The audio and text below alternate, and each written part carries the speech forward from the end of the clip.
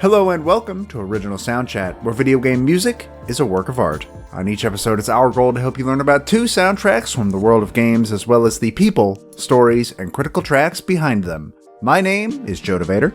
And I'm Peter Spezia. We're brought to you by Anonymous Dinosaur and Rhymes with Asia. It's time to appreciate great OSTs and the games they come from without getting too bogged down in music theory. Joe, what are this week's games? Up first is a monochrome adventure where the player has been cursed with only 60 seconds to live before they must start anew, 2018's Minit. Following that is 2012's FEZ, the journey of a 2D character in a 3D cube world, all with lots of outside attention and controversy because of its outspoken creator. Yeah, it's an interesting way to wrap up our last fully sized episode for 2019 with 2 games highlighted. Games that are really indies that are based in pixel art. One a little more nuanced than the really strict artistic design of the other. But both with chiptune soundtracks that, again, one's more straight and cuts to the bone, and the other's a little more nuanced than that. Should be a good time. Joe, how are you doing today? I'm doing pretty good. School is over. Yay! Christmas is tomorrow at time of release. Whoa. It was my birthday actually yesterday at time of recording, so, everything's coming up. Me. Happy birthday! Always an exciting time of the year. Yes, we're still trying to put out content for you guys here, so happy Christmas Eve when this comes out. And then, oh my gosh, New Year's Eve for our best of 2019 show at the end of the year. All of the holidays tended to jump onto Tuesdays, it seems, this year. It seems so. We'll see what happens with that next year. But let's get into talking about first our composer follow-up headlines. We got a couple this week. What's happening in the wide world of the composers we've talked about so far. And first up, Austin Wintory is still continuing his Game Maker's Notebook podcast that he's running through the Academy of Interactive Arts and Sciences. His last episode of 2019 features Troy Baker as a guest. And those two get along swimmingly. Lots of bourbon. A good time had by all if you like to listen to Austin Wintory talk with just a really cool person in the game industry.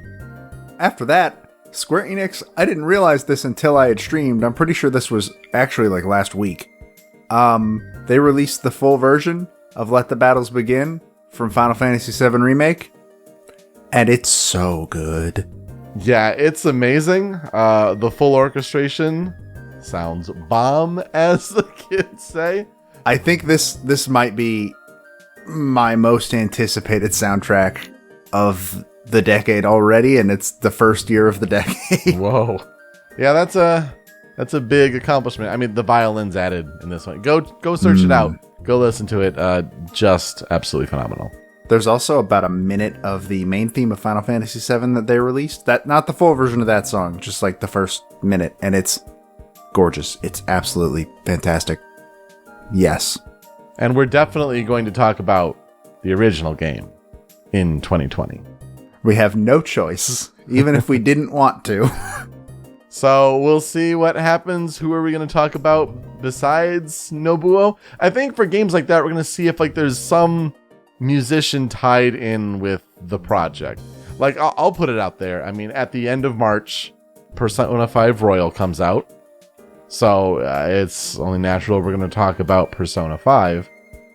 We've talked about Shoji Meguro already. I have it written down that I'm going to try to focus on Lin, the singer from that game. I think those are the ways we're going to try to see if we can extend the games that we can talk about, but we've already talked about the composer before. How else do we go about talking about it? It's the same thing with what we did with Persona 3 and Lotus Juice. It's that kind of thought.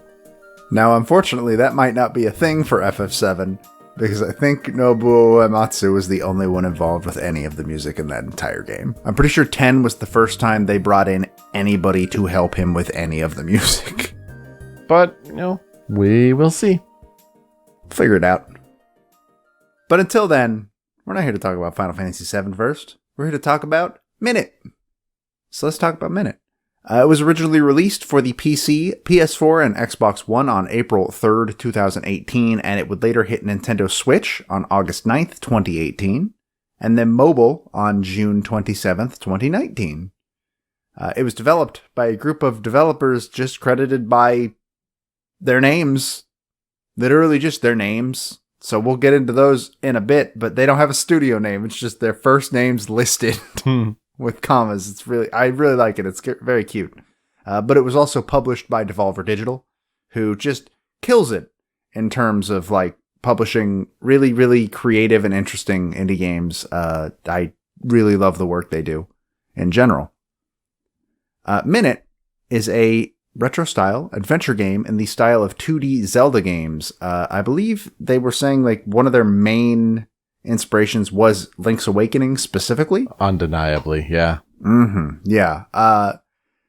And so you're basically a player that is navigating an overworld and dungeons and solving puzzles from a top-down perspective, except there's one small catch. See, in Minit, you play as Minit. His name is Minit. He's a little duck guy. And Minit is spelled Minit for the audio listeners here. Yes, if you need to search the game, it is Minit. One day he wakes up and he finds a sword washed up on the beach. But oh no! He picks up the sword and he is cursed. Cursed into a time loop where he dies and comes back to life in his house every 60 seconds. And that's the game. In Minit, you have an adventure literally 1 minute at a time. Every minute, you die and respawn at your house, retaining any items that you may have picked up along the way, which is how the game does progression and stuff. You can also change your spawn point to various houses around the map. You can, if something is botched and you mess it up and you're like, I don't have time for anything else, you can hit a button to just automatically die and respawn. This means that you have to be incredibly thoughtful about what you do and when. Because the timer does not pause for dialogue. It does not pause for bosses. It does not pause for cutscenes. It does not pause for anything. You have 60 seconds. Do with them what you will.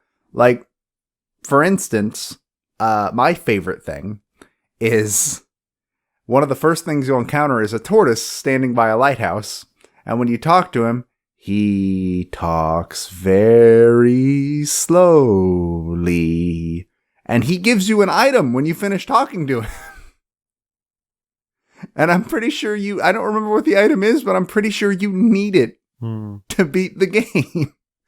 And so he talks so slowly that you have to haul over to him to make sure that you see his entire dialogue. And then you're probably going to die like 4 seconds later when it's done.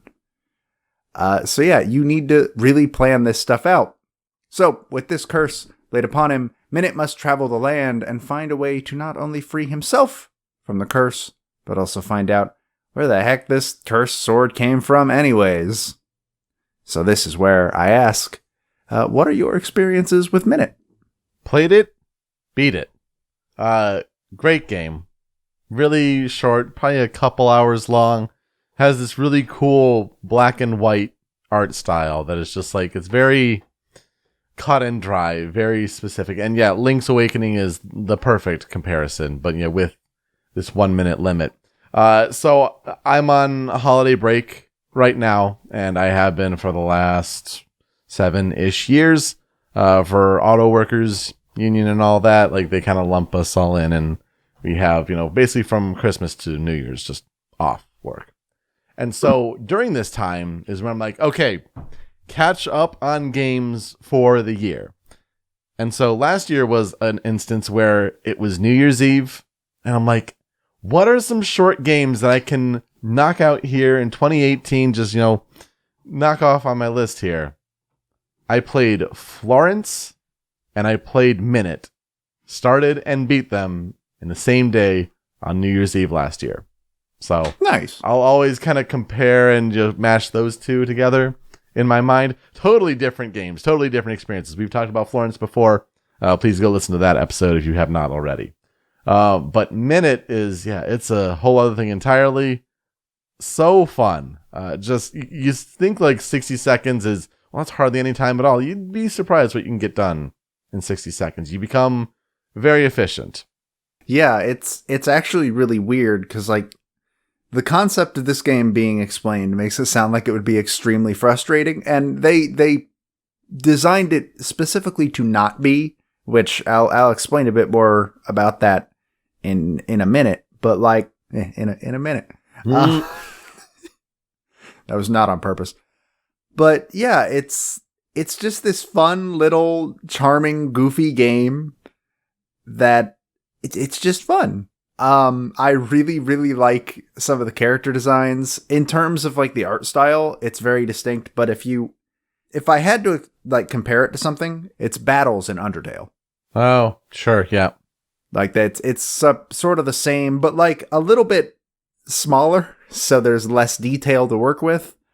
It's a very distinct game, and I think it was probably one of my favorite indie games of last year. I just think it's a good time.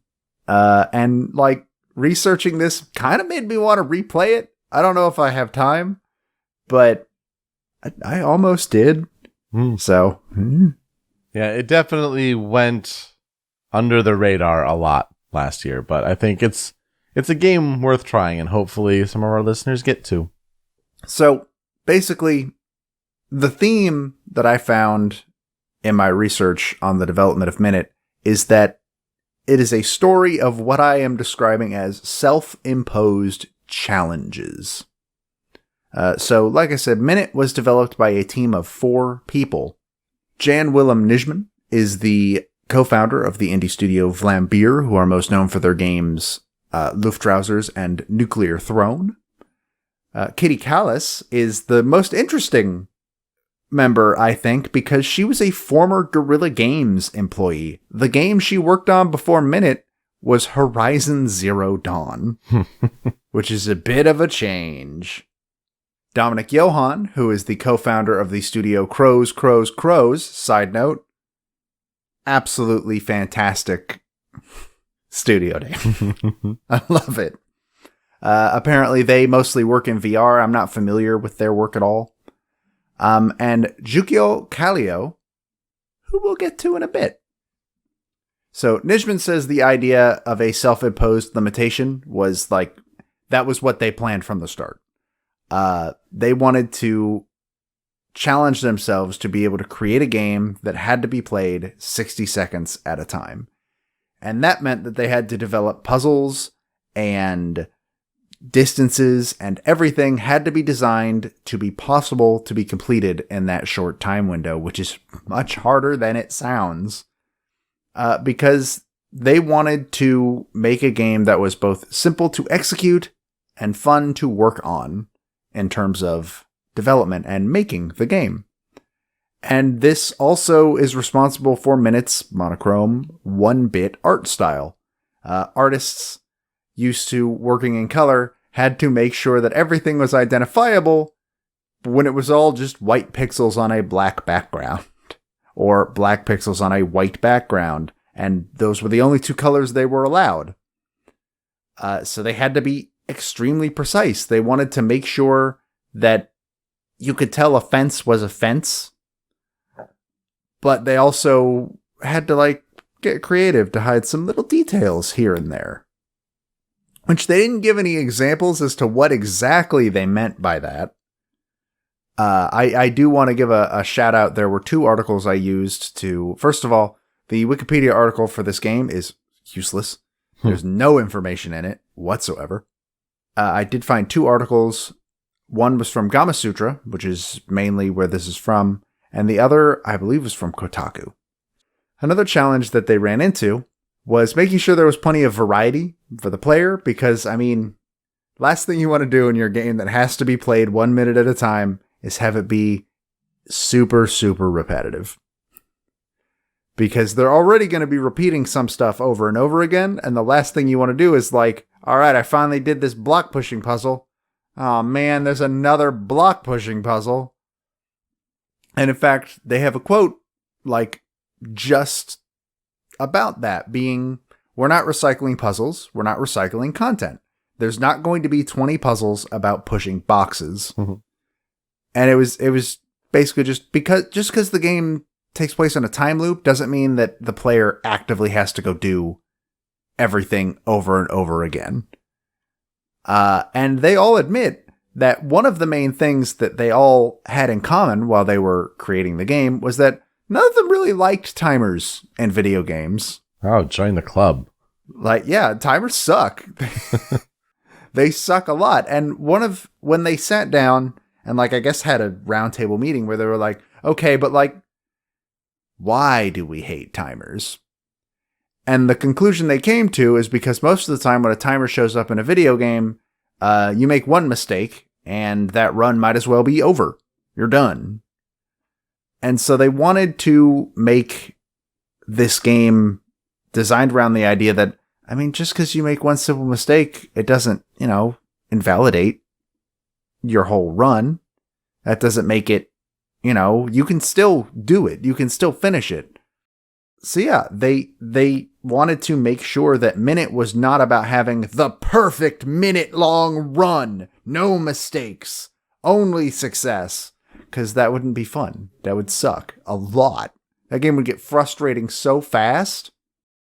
And they wanted to make it more about exploring and figuring out exactly what you got to do and then executing on the plan you put in place. And they made sure the challenges were designed to give you plenty of time to figure it out and then execute it without much stress. And they're even sort of designed to be like, all right, so this run, I'll go look at the puzzle and I'll figure out exactly what I'm supposed to do. All right, I figured it out. Next run, I'm going to come in and I'm going to do it. Another quote, also, a minute is just short enough to, for most people, not really be a big deal. If you lose a minute, it's okay. You just try again. That's what the game's about. There's always tomorrow. You don't have to be stressed every day. You can just not work for a bit. That's fine. And I think that's a really interesting approach because not only does that sort of idea come through in the story of their development and in the design of the game, but also in the story of the game because, as they put it, Minut's struggle is actually supposed to portray the everyday grind of a daily routine and how much stress that can really bring you if you don't, stop every once in a while and relax. And it's cliche to say, but stop and smell the roses. And so, yeah, they wanted to reflect this in the story and the development and everything. A quote that I really, really liked about the development of Minit is, "For Minit, we proved to ourselves that we could make cool games without stressing the hell out. Even though we all come from cool indie projects and love the things we did, we managed to make a game in a healthy way that's quite rare in this industry." Because they're right, it is. This industry has a huge problem with burnout right now because we are working our developers to death. And I think it's fairly admirable that there are a lot of indie studios that have just been like, yeah, no, we're not going to do that. We're just going to take our time. We're going to give ourselves as much time as we need, and that's fine. So upon release, Minit actually received generally positive reception. Its highest rating on Metacritic is 81 for the PlayStation 4 version, and its lowest is 74 for the Xbox version. I'm not sure what's so wildly different between those two. I guess it's just different install bases. Maybe, yeah. I played on PC, and it's I don't know what could be so radically different. Yeah, I played on Switch, and I'm not entirely sure what could have caused that disparity, but it must just be different, groups of people have those consoles. I don't know. It was nominated for a bunch of awards at stuff like DICE and IGF and the BAFTAs and GANG, but it did not end up winning any of these awards. And that is the story of the development of Minit and how they managed to make a game without killing themselves over it. Now let's get into the music. I told you we were going to get to this person later, and now here we go. Juko Kallio is the name of the composer that did the music for Minit. So first of all, I want to give a shout out. Bandcamp has a column called High Scores, which has come in handy a couple of times now, but this is the time it's come the most in handy for my research, where they just go and they grab video game composers that have their music on Bandcamp and they interview them. And it's very interesting. The guy that writes the column says that this interview was basically done over email while Juko was traveling Japan. And it was just very interesting. So I want to give a big shout out to them because all of this information came from that. So Juko Kallio is Finnish, but he was born and grew up in Japan. He is currently based in Helsinki. He sometimes goes by the moniker Kwabi, though also at one point he apparently went by Kozilek, but I believe Kwabi is the one he uses now. And growing up in Japan, according to him, he had a lot of console games that he had to share with two older siblings. He worded it as much older, so I guess he must have been a kid when they were teenagers or something like that. And he says he doesn't actually remember what his first game was because they've been a part of his life for so long, which is it's an interesting way to think about it. Like if you grow up with games that early, so early that you don't even remember what your first game was, I can't even imagine that. When asked, like, what were the first game soundtracks that really, like, jumped out to you?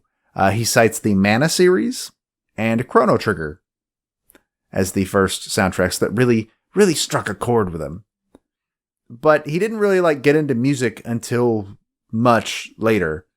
He says his parents didn't allow pop or rock music in the house. So he didn't start discovering any bands that he liked until he was 14. And then at that point, he started getting really into metal of all things, which listening to this soundtrack, I'll tell you this much. That's not the genre I expected to come up, but sure. Quote, he says, quote, I had this weird assumption for the longest time that one had to have a degree from a music school to even form a band. Which, what a world that would be. No, sorry, we can't sign you for this record deal. You don't have a degree from music school. But, like, I could totally get why a kid would think that, though. Yeah. 100%. Two things apparently broke this assumption. One was his discovery of the band Nirvana. And two was watching the anime Beck Mongolian Chop Squad. And with this in mind, with these two things having given him a new understanding of the music world, he asked his mother for a guitar, and she obliged because she was also a guitarist. And so he began to write and record music as soon as he knew a few chords on the guitar. He says, quote, from the beginning, I was more interested in songwriting than just being a good guitarist, which if that's not a mood, as the kids say, I don't want to learn how to play guitar. I just want to know how to write music on guitar. That's why you get into MIDI. Then you don't got to learn any instrument. That's a lie, kids. Don't take my advice. MIDI is hard.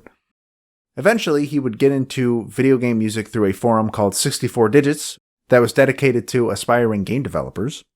And then he eventually got invited to an invite-only game dev forum called Poppencast. And it was here that he met Jan Willem Nijman and Paul Veer, who is not part of Vlambeer, even though his last name, when I read it, I was like, was he part of Vlambeer? But no, it's Rami Ismail. That's the other guy. And he became friends with both of these men.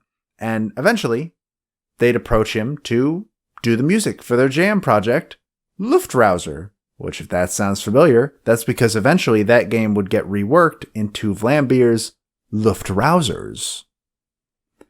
And when asked what game he'd want to write a soundtrack for if he could pick any one he wanted, which is actually, if we do more composer interviews, we should steal this question. Oh, that's a good question. Yeah. Because it's a really good question.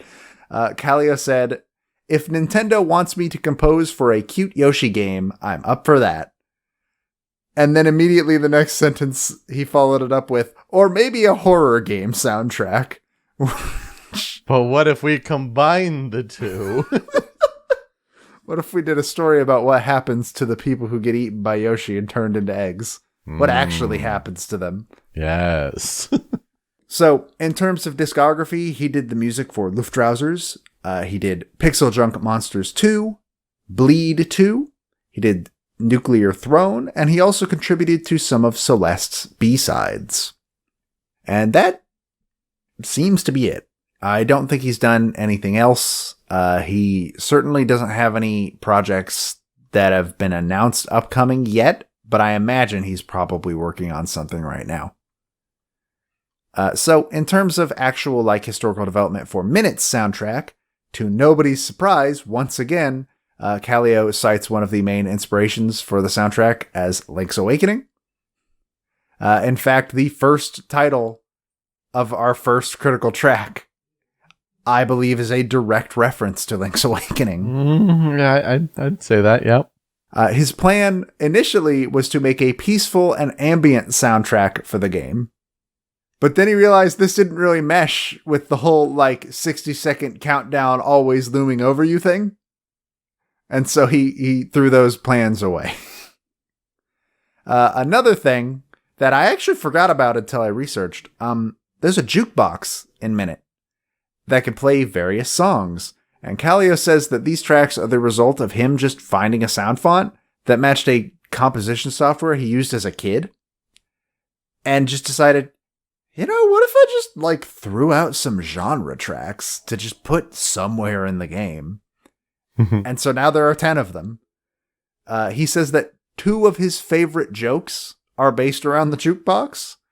One is a character who just wants to listen to the best song on the jukebox. And by the best song, Kallio made sure that it was purposely the worst song. And then the other one is that the trance and country songs on the jukebox are longer than a minute long. So they are impossible to fully hear in-game. Well, and just think too, if you're the player and you stumble across this jukebox, you're using a good chunk of this run to listen to the jukebox that you'll have to travel back to if you want to listen to more. Just every single time. What a game. One of the things that I actually never thought about while playing is that if you look at the soundtrack, you might notice that all of the songs are longer than a minute long, which seems a little bit weird. And it turns out, because again, this thought never crossed my mind, which means he did a fantastic job at this. Kallio says that the music was divided into 1-minute chunks, and it plays a different chunk every round. So it's not repetitive, and you get to hear more of the song as you play. So it's not the same 1-minute loop every time you die. Oh, thank goodness, yeah. And it's just a different section of the song. That's genius. It works so well. He said that at first there were problems with it because sometimes the song would end before the timer went down. And so he made each loop each chunk a little bit longer than a minute, so that even if this did occur, the song wouldn't just stop.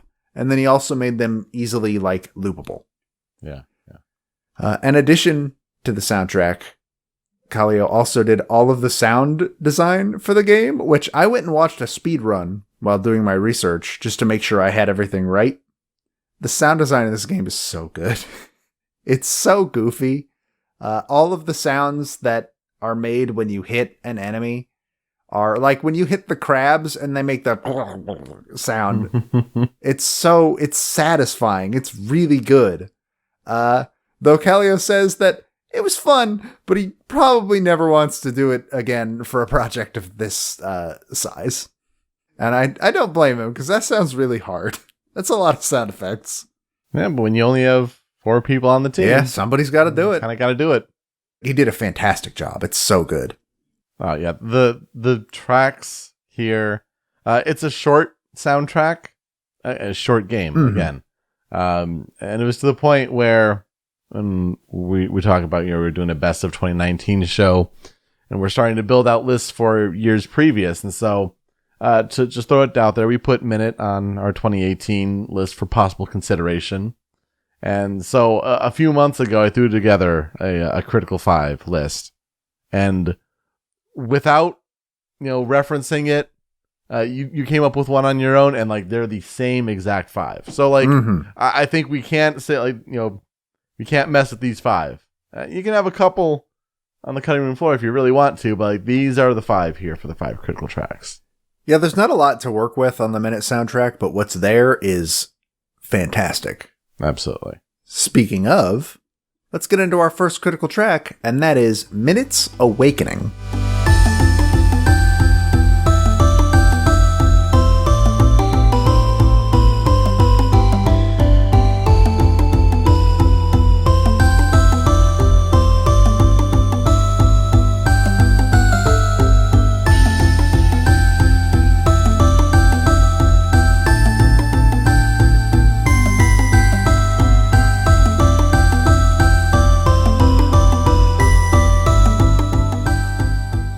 This is the first area's overworld music. I think it's like the beach would be what the area is called, I guess. It doesn't actually mention it, but this is the first music that you hear when you step out and get your sword and all that. And it's just got this really driving groove to it. The dun-dun-dun-dun-dun-dun-dun. I really, really, really dig this song a lot. And especially like that little percussion part that it opens on. Yes. It's so catchy. I love it. Absolutely. Oh, it's so good. It's so good. I don't know if you can say like stands up to other Zelda-like overworld songs, but the sound palette and the instrumentation fits so well with like the look of the game. Like you're not getting Game Boy chippy sounds where you may think that would fit, but it's chiptune enough that it evokes those same feelings. And yeah, this one, it's a great main theme for a minute to kind of introduce you to the world and get used to the 60-second repetition. And I think overall it might be my second favorite song on the soundtrack in general. But speaking of second, let's get into our second critical track. I'm a master at these segues now. Almost 1 year, and I've finally made it. Saba Saba Desert.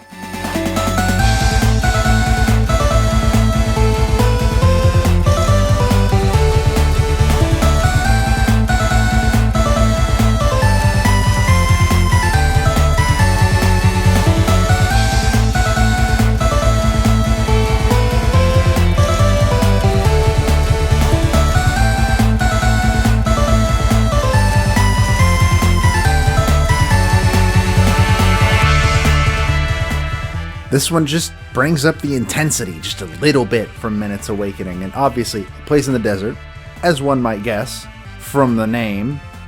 It's got a bit of a western flair that I really dig. There's a guitar in the background. I think it's a guitar. Pretty sure it's a guitar. For some reason my brain kept going like, no, it's too low to be a guitar. It's a bass, man. I don't think it is. Pretty sure it's a guitar. So take that, brain. And it just adds so much to the song. I really, really, really dig it. Again, it's just, I don't have a lot to say about it other than it's really good. Yeah, I think this is one when I hear this song and it's like, this one's undeniably Minit. Granted, the chunka of the previous song is like a good theme, but like this really is like you're getting into the flow of this game. And so I think the energy here for this one makes it especially memorable. One that definitely has to be here. But then we get to my favorite song on the soundtrack, and that is Alarming Swamp.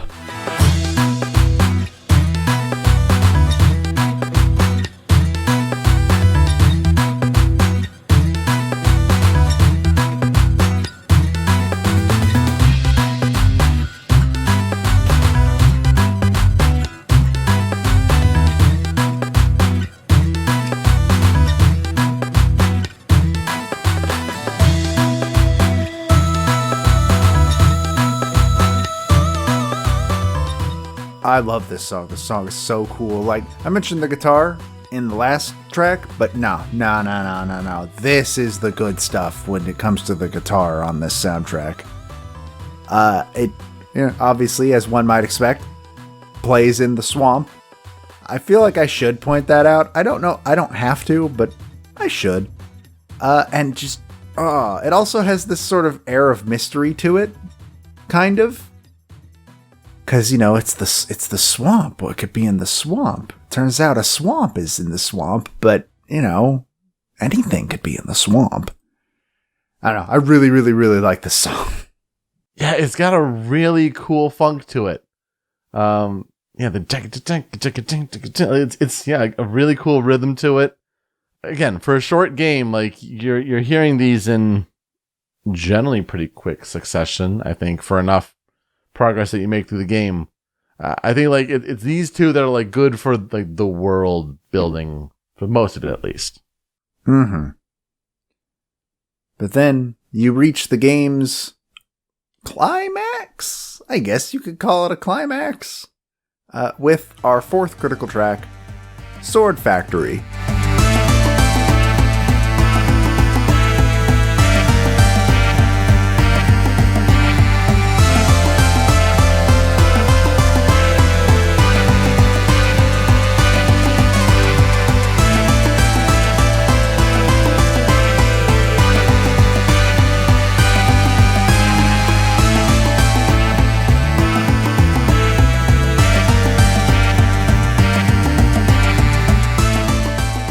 Y'all want to take a guess as to where this song plays? Plays in the Sword Factory, which is the final area of the game because, as one of the developers put it, where do you find a cursed sword? Where did the cursed sword come from? From the Sword Factory, duh. So you find this factory where a guy is just like, he's hijacked the assembly line and is just creating a bunch of cursed swords and sending them out into the world. And I think the thing that gets me the most about this is that it's basically Minit's Awakening, but like more sinister and intense. Cause it even starts with the whole like that Minit's Awakening kept with it. It took me a couple of listens before I actually realized that was the case, but that really, really adds to the whole atmosphere of the factory, where it's like, oh yeah, no, it's all come down to this. We're full circle now. Mm-hmm. Yeah, this is where the problem started, where the curse started, and why we've been doing all this. This was a tough part of the game because, like, I think this is the first part where I had to like look up a guide. There was some shortcut to like get back into the sword factory, because otherwise, like, the route I was taking was too long, and I'm like, there's got to be something. So I had to look something up. But if we're talking about like, if people are wondering, like, how easy is this game really to pick up? Like, I only had to use, like, that one part. But, I guess it hadn't really occurred to me until I gave these another listen, for sure. Yeah, I think I'm roughly the same. This was about the point where I was like, yeah, I have to look something up here. But outside of that, like, I mean, this game's, because it's designed to be played in 60-second chunks, the puzzles aren't that complicated. And combat is not that complicated. So it's very rare you'll have to like look something up. But once you have finished sabotaging the sword factory, well, I mean, you gotta fight a final boss. And during that final boss, the song that plays is our final critical track, Sharp Business.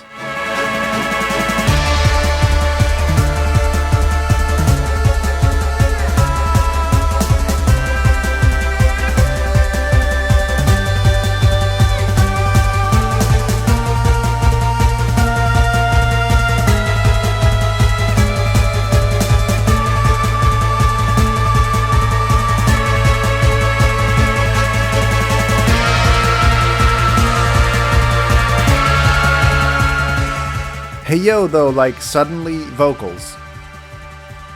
Like, really goofy vocals?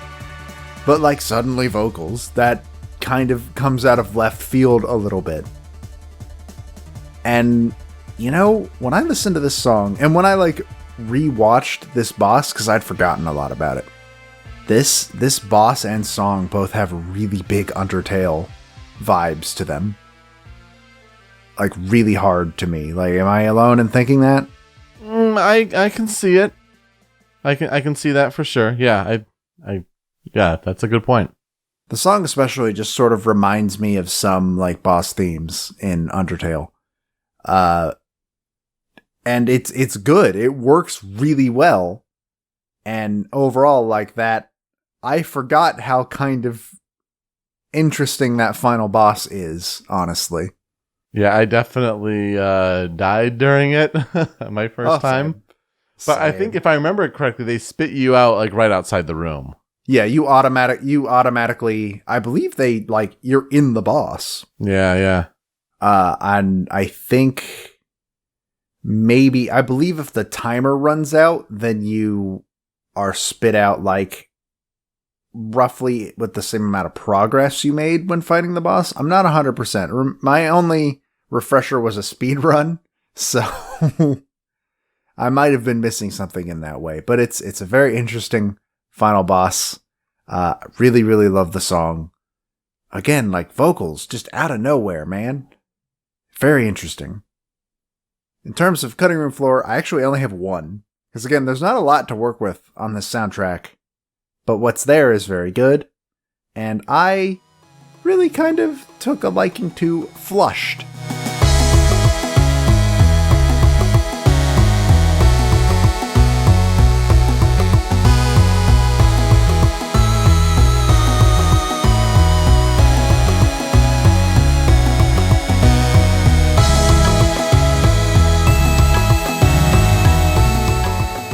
This is the credits theme. It's called Flushed because what do after you have broken the cursed sword and freed yourself from the curse?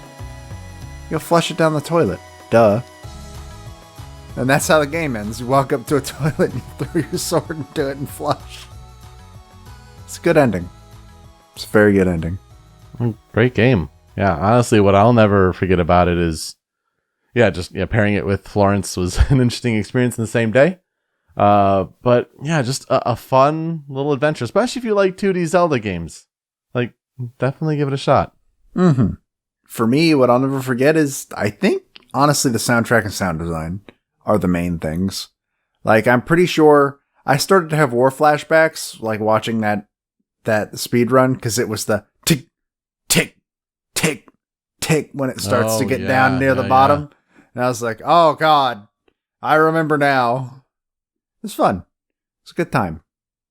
So, for our transition, we usually like to highlight a fan remix or cover, be it from OC Remix or YouTube or any other place that we can find it. It was really hard to find one for Minit, actually. Surprisingly so. I found one, and luckily it's very good, but just know this is the only one I could find. On all of YouTube. And I'm kind of shocked by that. Let's get some more Minit stuff out there. Come on. But it is a remix of Saba Saba Desert from the YouTuber Alex Garcer-Gregor. That is Garcigregor for audio listeners. And it's very, very good. So please go give it a listen. And we will be right back.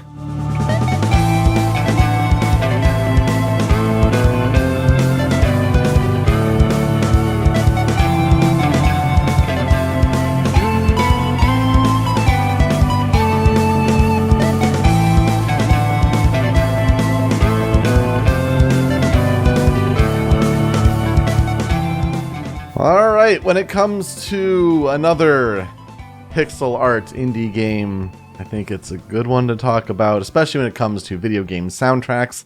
Let's talk about FEZ. FEZ was released for Xbox 360 on April 13th, 2012, a PC version on May 1st, 2013, then on PS3, PlayStation Vita, PlayStation 4 on March 25th, 2014. The game is also available on Mac, Linux, and iOS. It's developed by Polytron Corporation and published by Trapdoor. What is FEZ? It's a two-dimensional puzzle platforming game that is set in a 3D world made of pixel art. So, what do I mean by that? Like, the gist of the game is the fundamentals, like, it's a 2D platformer, right? You're doing maybe some climbing vines, like you're grabbing ledges that you're jumping to. But the idea is that you can rotate the world around you while still maintaining your place. Like, imagine a cube, and you're rotating left and right for the four faces, the four horizontal faces, that is, of that cube.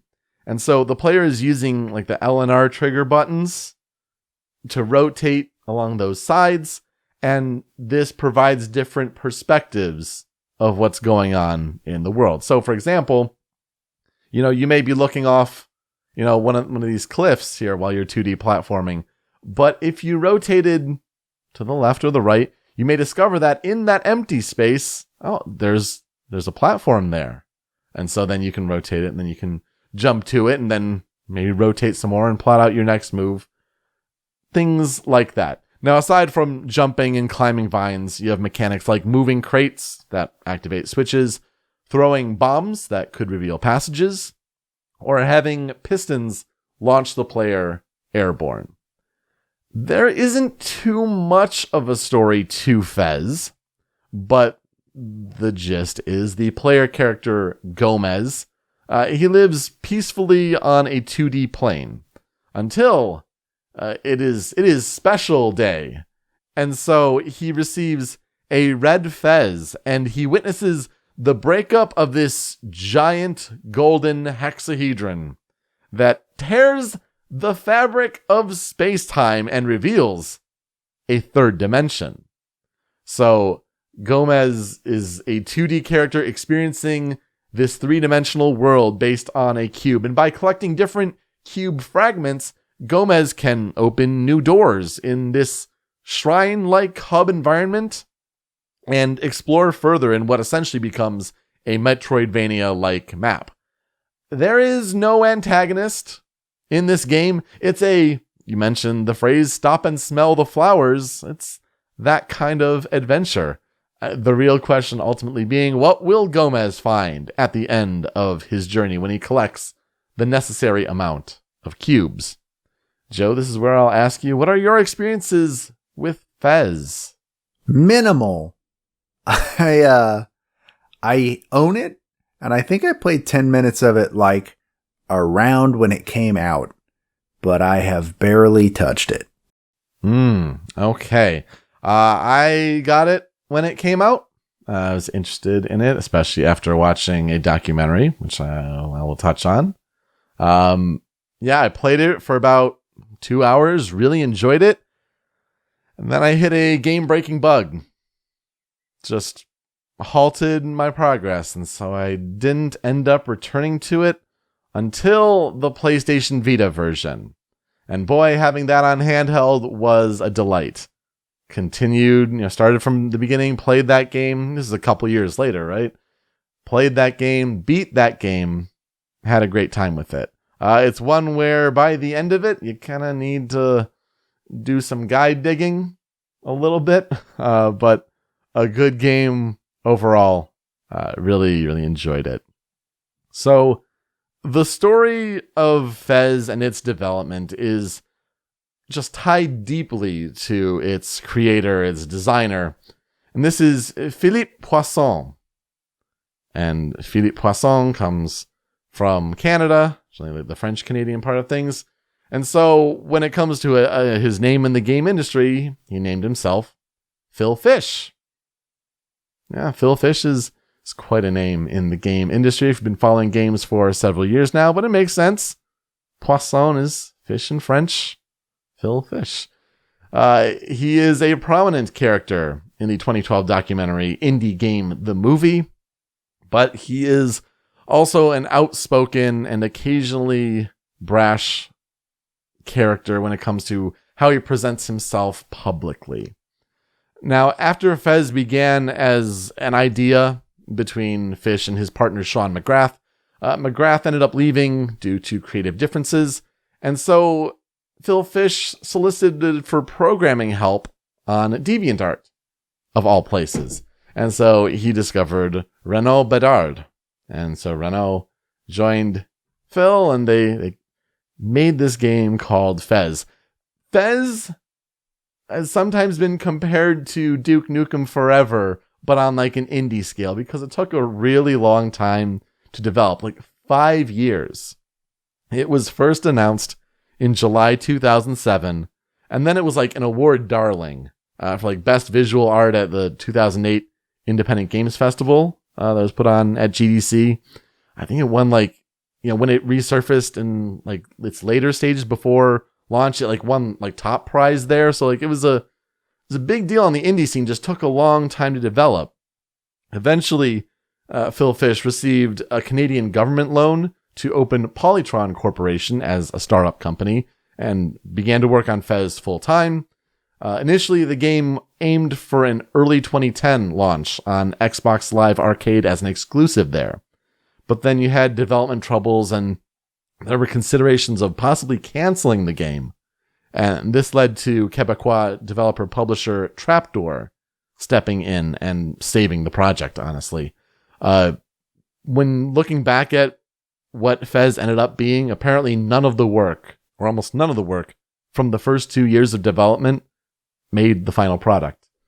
So that's really interesting to think about. But then it was Indie Game the Movie, as I mentioned before, that really highlighted some of the deeper troubles with the project. There were some legal troubles with a former business partner. There were struggles to get a demo working for the PAX show floor. There were even thoughts about suicide if the game didn't launch at all. Which, that documentary is an interesting one. It's not only the story about FEZ, there's Super Meat Boy, there's Braid in there, but it's an important watch, I think, if you're interested in indie games at all. Mm-hmm. It's very, very good. I watched it. That's how I learned about FEZ, actually. When players beat FEZ, there's a New Game Plus mode that's unlocked, and you get access to more difficult puzzles, but it also adds a first-person perspective to the game, which I think is fun for the novelty, but not to play seriously. But it's interesting to think about. Now, several months after the game's launch, Polytron, the developing company, became embroiled in this high-profile, very public dispute with Microsoft because the game was exclusive to Xbox 360 for about a year. And there were disputes about the cost of patching the game. Now, Polytron had released a fix that resolved many of the game's technical issues, but it also introduced another that corrupted the saved games for about 1% of players. So they withdrew the patch and found Microsoft's fee for subsequent patches just to be unviable. Because, you used to have to pay these companies money to patch the games. Eventually, they chose to reinstate the withdrawn patch as just the most utilitarian option. It would help the most amount of people, even sacrificing the 1% of save files. And Polytron drew ire for this decision, especially from those players, but it really raised the awareness of what indie developers needed on a business front. And so about a year later, in July 2013, Microsoft announced that they no longer would charge for patches. And so this definitely helped when it came to porting the game to different platforms. If any patches were needed, say if your save file was kind of messed up, that certainly helped. When it came to reviews for FEZ, Metacritic scores were rather high, ranging from 89 to 91, which is pretty good. The retro pixel art aesthetic was something that was definitely praised, as well as the soundtrack and just the platforming puzzles in general. But it's the end game puzzles that get really obtuse, especially if you're trying to go for full completion in the game. Like there's hidden warp gates, there's enigmatic obelisks, invisible platforms, there's sequences of tetraminos, there's a ciphered alphabet, there's QR codes, and I'm sure this is all like intended to have players engage online in conversation like we used to back in the day to help figure out puzzles. but for most players, it just ended up being a detraction. It's never worked when people have tried that. It's never worked. Yeah, you have the internet. You're expecting, instant gratification to try to figure it out.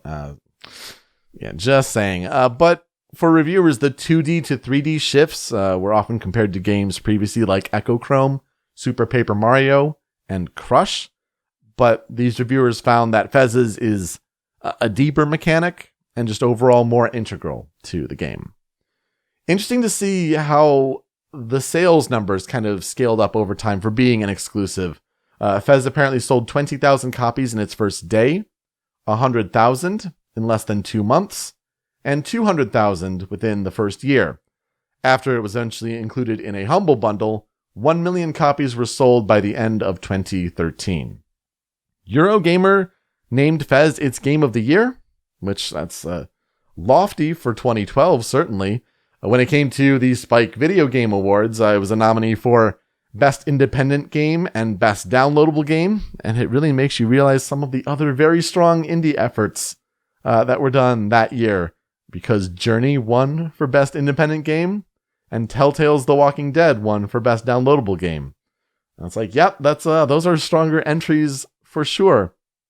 At the BAFTAs, it was a nominee for Game Innovation, which lost out to The Unfinished Swan, which won, with its paint splattering and all that, I'm sure. So, interesting games that we already have talked about, or one day we'll talk about. FEZ was cited as an inspiration for 2014 indie games, particularly Monument Valley, Crossy Road, and Secrets of Reticon. I've heard of one of those. Yeah, and you can kind of see the comparison with Monument Valley and like rotating. Oh yeah, it's pretty apparent there for sure. A sequel to FEZ was planned, and it was even announced at an E3 2013 indie event as a one more thing kind of thing at the end. But it was canceled a month later after Phil Fish left the game industry over a Twitter spat with then Game Trailers journalist Marcus Beer. Marcus Beer was on a podcast, Invisible Walls, I think it was called at the time, and he had been criticizing Fish's responses to Microsoft's self-publishing policy change on Xbox One at the time, and Phil Fish responded in the occasionally caustic way that he does on social media, and then just decided, I'm quitting the game industry, FEZ 2 is canceled, and it was kind of shocking at the time. So, kind of ends on an unhappy note there, but at least we can appreciate FEZ for what it is. The music for the game is composed by Richard Vreeland.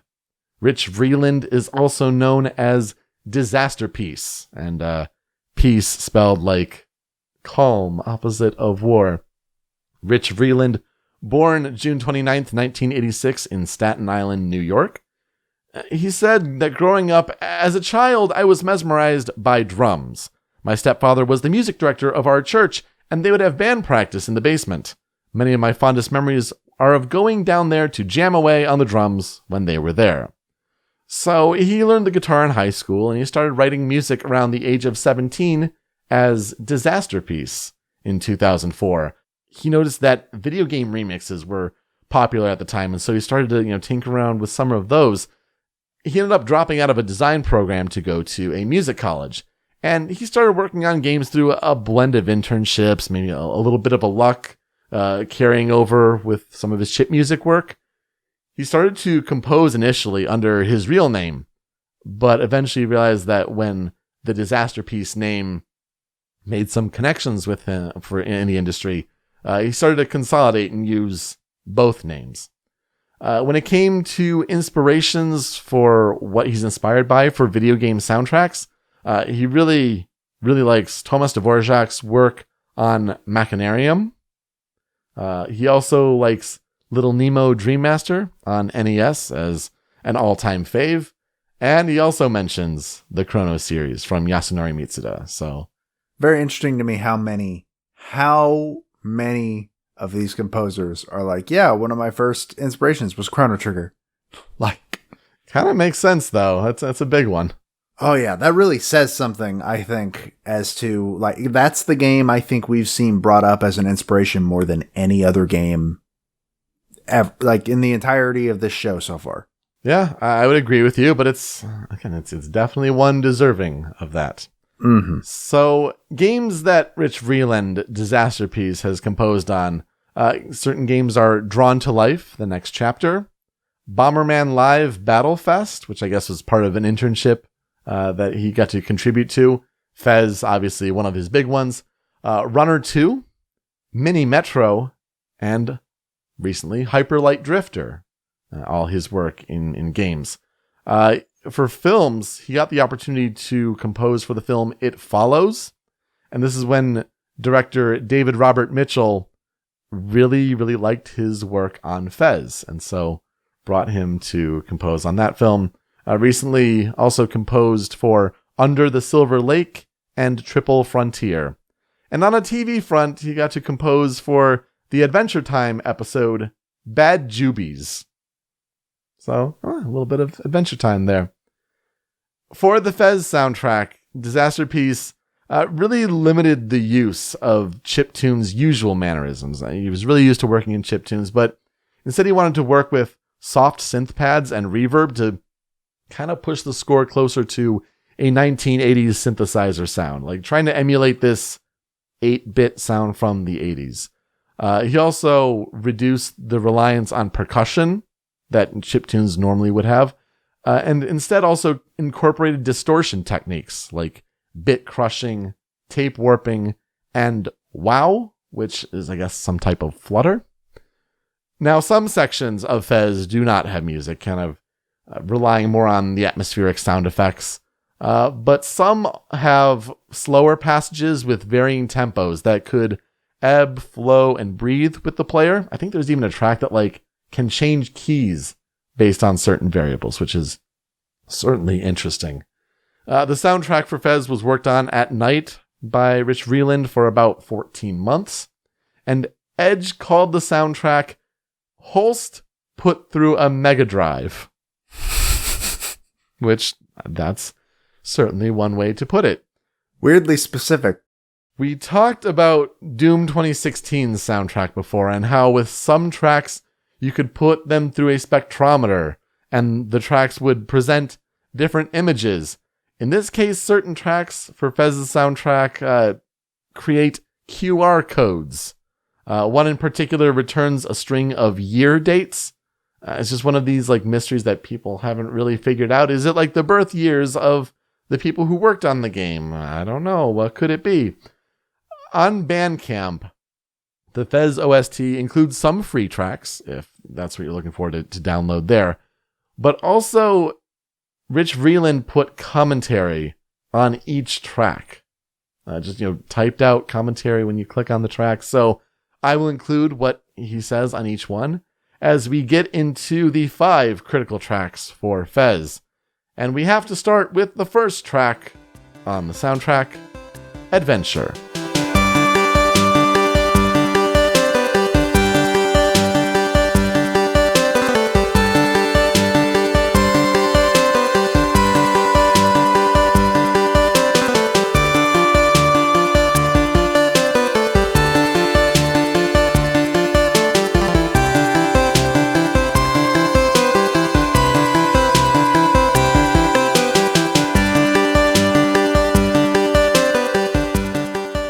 So even though this is the first track on the OST, and by the way, I'm listing these critical 5 in order. They don't really actually end up being what's played in order in the game because this is actually the credits theme. And it literally is an adventure theme. I think it's named perfectly. But this is one that when people talk about the FEZ soundtrack, they point to this one. This is as FEZ as it gets, and I think it's a must for this list. But Rich Vreeland has some different thoughts about it. He actually says, quote, "This track is an anomaly. It's the first track I wrote for the game, and I had experimented early on with running it through tape. I initially wanted to run everything through tape, but this turned out to be too impractical because of the way we were syncing audio to things in the game. Recordings on tape tend to fluctuate in tempo ever so gradually. Within a few days of meeting Renaud, FEZ evil genius programmer, in Montreal, I wrote this track. It represents my first feeling about how I thought the music in the game might sound. This was before any deliberation with Phil about the music direction, and it was inspired by some of the music concepts associated with FEZ pre-2010. Despite the majority of the music in the game being atmospheric, there are still a few spots where you will find some more upbeat, percussive tracks, if you look. So, in that sense, I think it does make sense that it ends up as the credits track. But like, this is still the track I associate most with FEZ. But yeah, it's definitely an early work, and you can kind of see how the later tracks, the ones that actually make it in the gameplay, sort of evolve differently. This definitely has the same like attitude that I would expect from FEZ. Mm-hmm. This is my first time hearing it. Obviously, this is my first time hearing any of these songs. Actually, I've never actually looked into FEZ's soundtrack. Weirdly enough, but yeah, this is about the attitude I expected when I was told we were talking about FEZ this week. So it's very good, though. Yeah, I was a little bit confused when I looked at the outline, and it was like, critical track number 1, credits theme. I was like, But it's the first one on the disc. That makes it weirder, honestly. Yeah, I can see that. As we push later into the soundtrack, we get to number 2 on the Critical 5, Flow.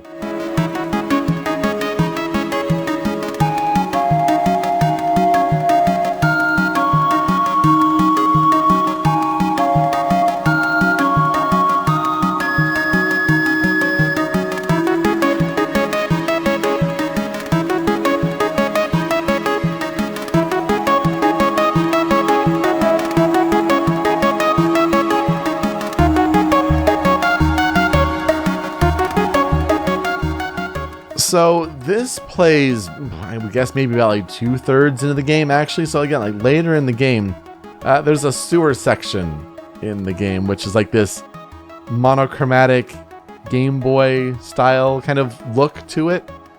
As far as the song goes, like, yeah, it starts with just a single note, and then it builds and just adds these different layers to it. Really, really like the sound of this one. Definitely remember going through that level and hearing this. Disasterpiece says, quote, "I've always loved the idea of a track that starts as a single note, builds all the way up, and then crumbles back down to nothing. That was the idea here. I tried to make everything wet and airy to match the context in game. This is one of the few places where I use some more complex instruments like synthetic flutes and tube percussion." And I think that's a really cool way to put it, of it starts as one note, and it just slowly adds parts as it goes. Yeah, no, that it sounds really cool, in practice, and I'm wondering how it so does it change while you're playing the area, or is it just the song is playing? I think it's just the song is playing. I don't think this one has many variables to it. Nah, darn.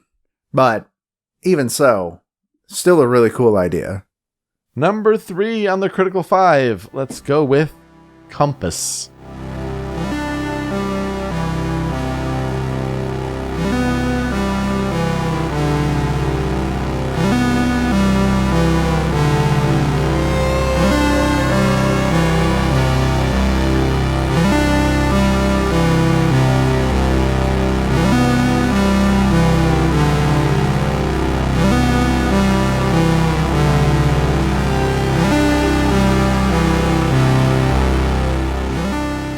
So you hear this one pretty early on in the game. Once you get to this main shrine hub, it's like the first door you go through, the first world you're able to access from there. This music plays. And it's relaxing. It's evocative. You can just, listen and just let your soul drift away. And it's especially enhanced in game when you have these sounds of waves crashing and birds chirping. It's like another, seagull thing. It's another kind of comparison between the two games here. You'll get, seagulls sounding in game. But yeah, this is a great one. Vreeland says, there was something about Distant Worlds by Sam Hulick, the map music from Mass Effect, that I had always liked. And for some reason, I kept envisioning Shepard standing at that map screen in his ship when I was writing this track. It has a stability to it, like Love on a Real Train by Tangerine Dream, that I wanted.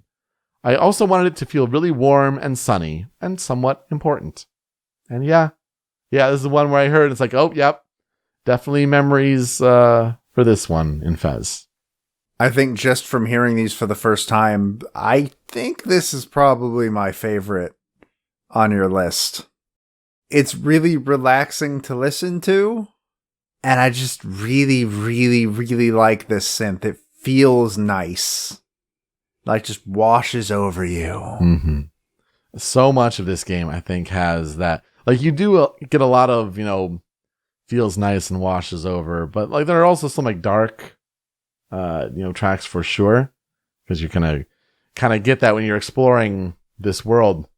So I think this is a really good one for that.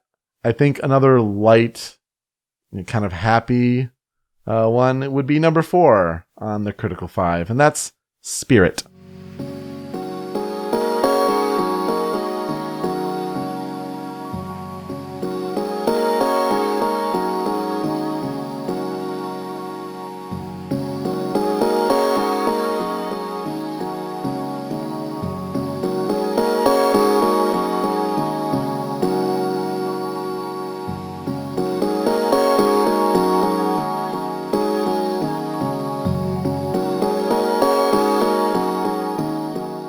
So I hear this kind of riff and I'm just like, yeah, that's another one I associate really well with my FEZ experience, and I feel like it's got to be here.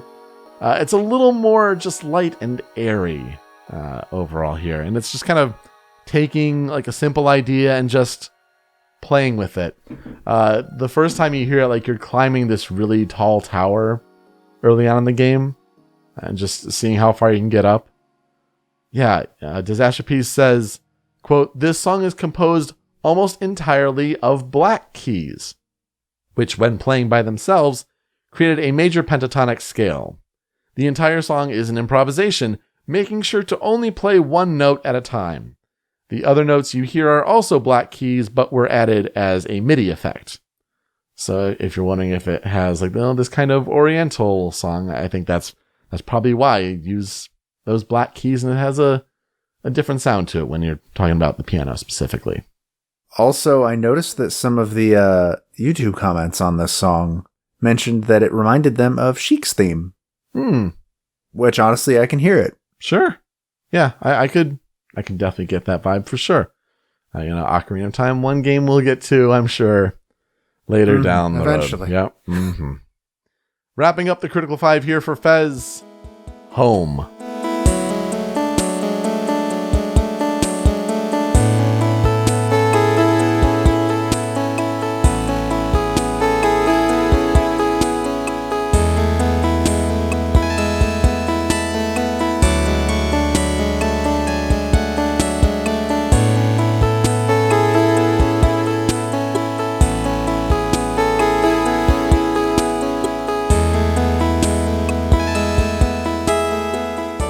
So Gomez gets the power that is in his fez, his little hat, and the game restarts. Literally, like, reboots. The game reboots, and you're in this 3D world, and you step out of your house, and this song plays. What was a quiet world, a simple 2D plane, as you climb up to get this power, no music playing. You step out, and now possibilities are abound. The camera's swirling around this space that's now 3D, and this song is playing. So it's fitting that it's home. The first level song, just so peaceful. It's got a real home feeling to it, and like these arpeggios that keep the melody moving. It's super nice. I think if it's not adventure, like it's this one that will really resonate a lot for people with FEZ. Rich Vreeland says, quote, This track was heavily inspired by a certain strand of music from the demo scene and a game called Jasper's Journeys, which both use tracker software. In these instances, each note falls onto its own channel, and you are limited in how many channels are available.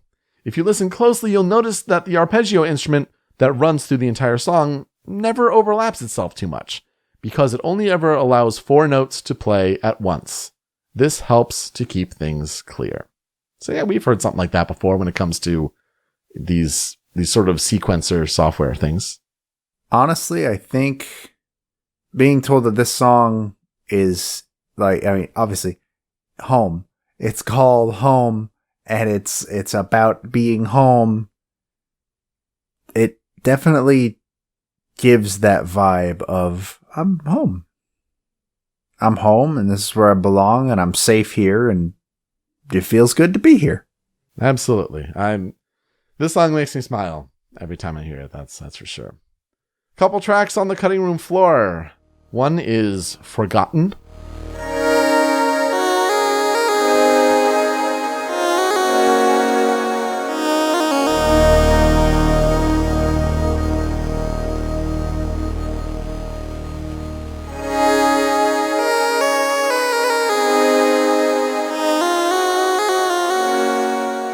So flipping through game footage, because like these two I didn't really remember where they're from, but when I flip through game footage, like there's this level where like you're jumping between these square windows, and looking at it, it's like, oh yeah, that was a pretty memorable level, I guess. You got these high-pitched chords, and it's kind of playing off those with different melodies, and there's some shaky distortion there. In fact, Vreeland says, quote, "During the game, the music from this track takes on a different form depending on where you are and what time of day it is. This version is edited down to incorporate portions of each. The shaky distortion present here is a result of modulating the amplitude of various parts with a noise signal." It almost kind of reminds me of Oxenfree slightly. Okay, yeah, that's a good point. More happy Oxenfree, but less dire. But that's the kind of feel I sort of get from the song. I feel like that also may be similar in this other track here on the cutting room floor, Beacon.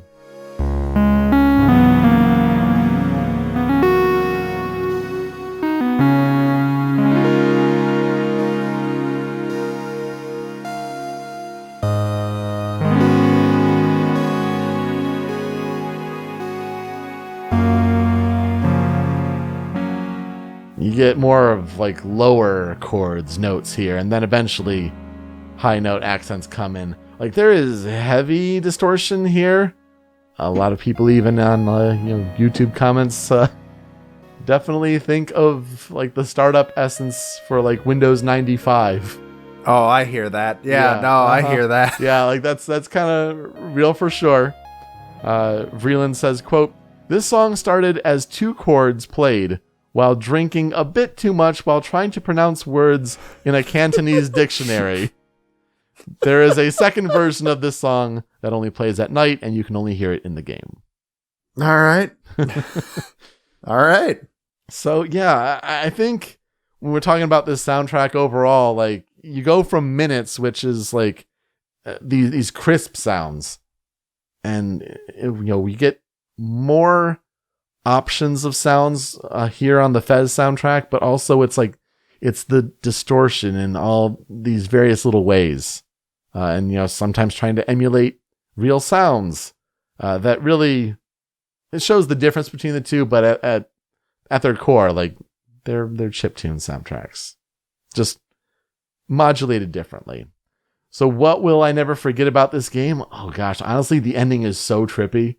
If you've played it, I think you may agree. It's one of the few times when I'm watching it, granted on a Vita screen. I can't even imagine what it'd be like on a full TV setup, but it's like, is this what being high is like? Is this what drugs is like? It's a trip. It's crazy. And just also my early salt about losing my initial save progress on Xbox 360. That was unfortunate. I think this is a game that should come to Switch, and it seems like it probably never will. Oh gosh, that's a good point. Yeah. I would absolutely love to play this game on Switch, and likely we'll never get the chance. So I guess I'll have to deal with PC at some point. Maybe. We'll see. Ooh, I'm kind of bummed out by that now. It would be perfect on Switch. Phil, if you're out there, Polytron, make it happen. Phil Fish did, what was it, Super Hypercube, that game on PlayStation VR, where you were like trying to rotate things and then like fit shapes into like an empty space, whatever. It's like Phil Fish like did get back into games a little bit. I don't know. Polytron, can we make it happen somehow? Switch? FEZ on Switch? That'd be real neat. Well, good games to talk about this week, especially when we're wrapping up, our conversations about game soundtracks for 2019. That is, before our best of 2019 show. But that will do it for us this week on Original Soundchat. You can find me on Twitter at PeteSpeakeasy. Joe is over at The Dobaga. The video version of the show is on the Rhymes with Asia YouTube channel, also on rhymeswithasia.com. But it's that MP3 podcast version you want on Anonymous Dinosaur at anondino.squarespace.com. Also on podcast storefronts all around the globe, Apple Podcasts, Google Play, all that good stuff. Take those MP3s with you in your car, on a run, at work. I mean, we won't tell your boss that you're listening to conversations about great video game soundtracks. And now, also, we are on Spotify. Yay! Thank you, Joe, for getting that done. Not only do we have a playlist of songs that we're trying to update, and whenever we talk about them on the show, if they're on Spotify, we'd like to put them in the playlist, but the podcast itself is now on Spotify. So if you prefer to listen there, please subscribe there.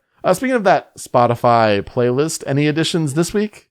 Both of them, baby. Both FEZ and Minit are on Spotify. That is awesome. We love when that happens. And then when you listen to the episodes, go check us out on social media at Soundchat OST.